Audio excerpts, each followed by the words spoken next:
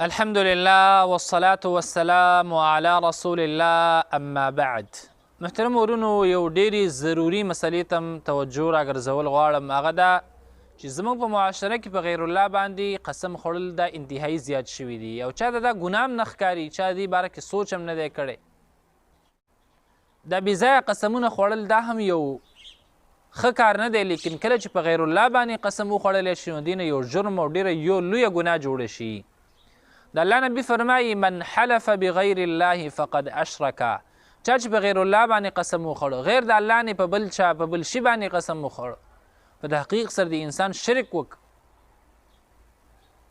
زموږ معاشره کې دا جهالت انتهایی زیات دی. خلک قسمونه خوري، زما د ستا په سر باندې قسمي، زما د ستا په پلار په سر باندې قسمي، ستا د مور په سر باندې قسمي، زما د په پیر بابا باندې قسمي، نور قسمه قسمونه خوري. دا ټول شرک دی محترم، او د دې نه ځان ساتل پکار دي. شرک یو ډېره لویه او عظیمه ګناه ده. الله فرمایي ان الله لا یغفر ان یشرک به ویغفر ما دون ذلك لمن یشاء. الله انسان ته شرک نه بخي او غیر د دې نه نور ګناهونه الله انسان ته بخي. نو دا ډیر یو لوی جرم دی محترم، او موږ په دې کې چې اخته یو، زموږ ځوانان زموږ معاشره په دې کې اخته ده.